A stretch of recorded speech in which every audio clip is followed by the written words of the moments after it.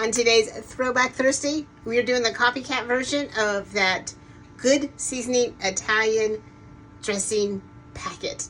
So while yes, we do have a lot of herbs and spices going in here, one recipe equals 4 of those packets.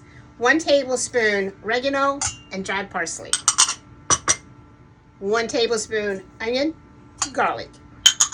1 tablespoon pure cane sugar, kosher salt. 2 teaspoons basil and 1 teaspoon paprika, sweet paprika. A half a teaspoon thyme, a half a teaspoon crushed red peppers. If you want that spicy version, add more red peppers.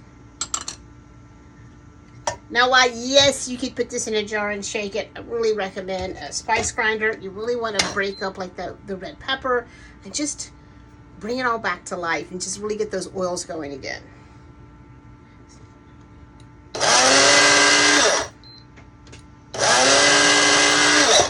And then that is exactly how it should look.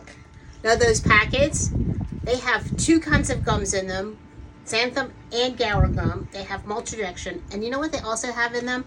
Soybean oil. Now, 96% of all soybeans grown are GMO because they've been genetically modified to withstand heavy pesticides. One of them, glyphosate. So I don't want soybeans in my salad dressing mix. Now, do you still have one of the old crafts?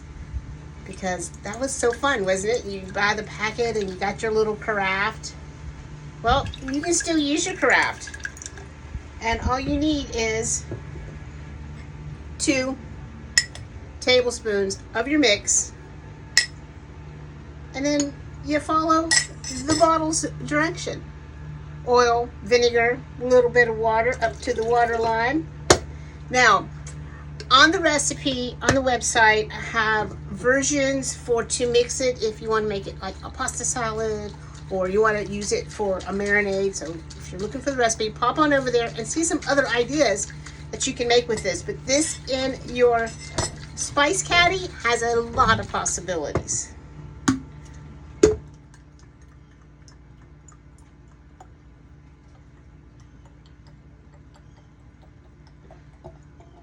Now, once you do mix it, I do recommend, if you have the time, to let it sit about 30 minutes because that helps all of those herbs and dry things that we put in there hydrate back up. And there you have it, pure, clean, good seasoning Italian dressing, just like you remember, because a lot of us, we grew up on this dressing. It's nostalgic, it's delicious, and it's easy to make at home. And I'll see y'all later.